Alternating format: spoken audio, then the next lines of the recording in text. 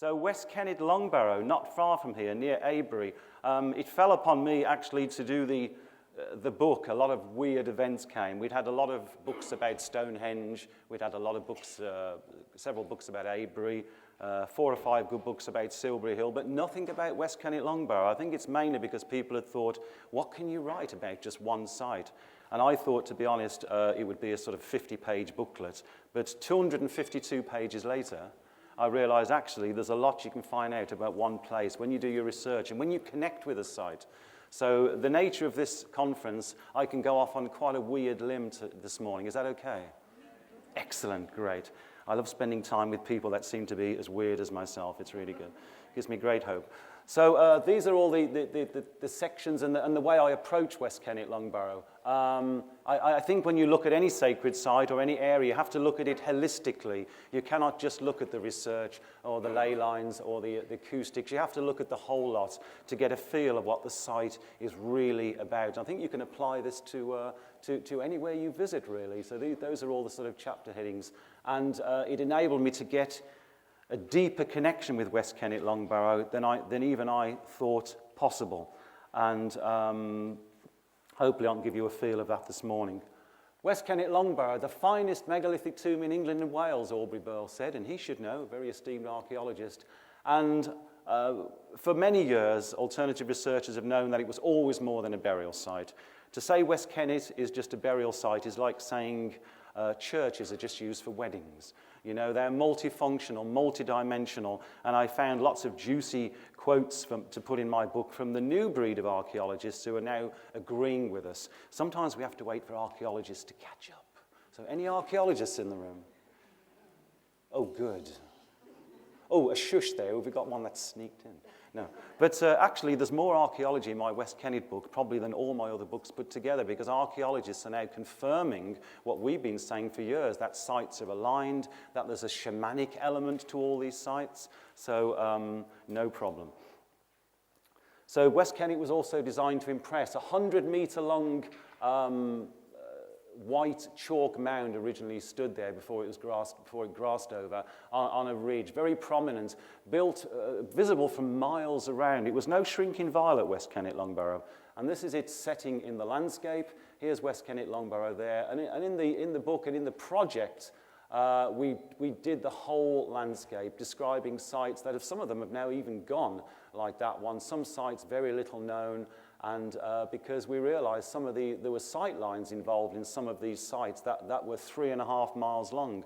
So I think the one thing that I like to get across is that everything is connected on the sacred landscape. I mean, we know spiritually everything is connected in the whole cosmos, but the ancients had this awareness 5,500 years ago.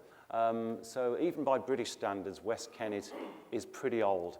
5,000 and 700 years is about the earliest date we have for West Kennet, although there is some evidence that the Mesolithic people visited the hill as well. So we look at the whole landscape. I think you have to when you look at any sacred site. So these mounds, of course, have attracted mystery. They've attracted folklore for a long time. Because of the size of them, it was thought that giants were buried there. Lots of fairy folklore. Any fairies here today? Yeah, at least one, yeah. A lot of them associated with aliens. Any aliens here today? Come on, come on, come on. Okay, you ask that question in Glastonbury and half the hands go up. Yeah. And then on the way back you think, hang on, I wonder how many of them were actually telling the truth. It is Glastonbury after all. So yes, the devil, of course, a lot of the sites were Christianized. Any Christian? No, I won't go there.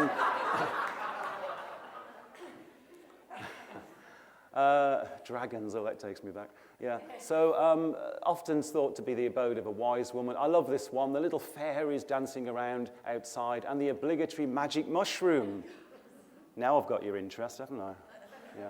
So a lot of folklore associated with West Kennet and other Long Barrows. I'm not going to bamboozle you with too many facts and figures, but there are loads in the book for fellow nerds like me who like lots of facts and figures. But a few I'll just put up here, of course. This West Kennet was built when just after farming had arrived, so people are no longer roaming the land hunter-gathering. They're in one place now. And the climate was very good in the early Neolithic. Climatologists have called it the climate optimum, where the temperatures in the winter and the summer were a little bit warmer than today, certainly warmer than we've had this month. And so it was perfect with the arrival of farming. And a new spiritual relationship was forged. People aren't roaming the land anymore. They're in one place, dealing with one landscape. And that is important. Chambered tombs are clan icons. Every mile or two we have a chambered long barrow in the Avebury area. And we think they're also staking a claim to the land. Archaeologists are agreeing now.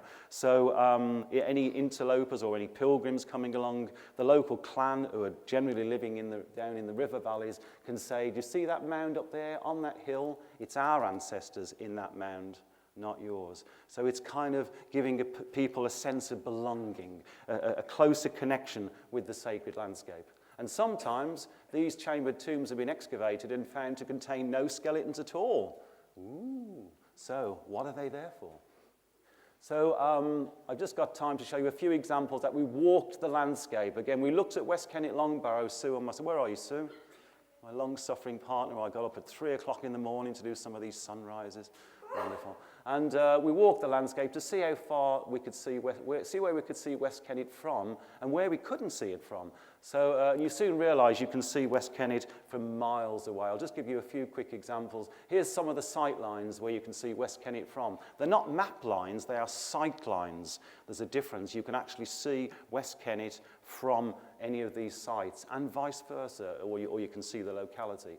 And again, originally, when it was a pure white mound, how it would have reflected the sunlight, how it would have reflected the moonlight, it would have been a magnificent sight from miles around.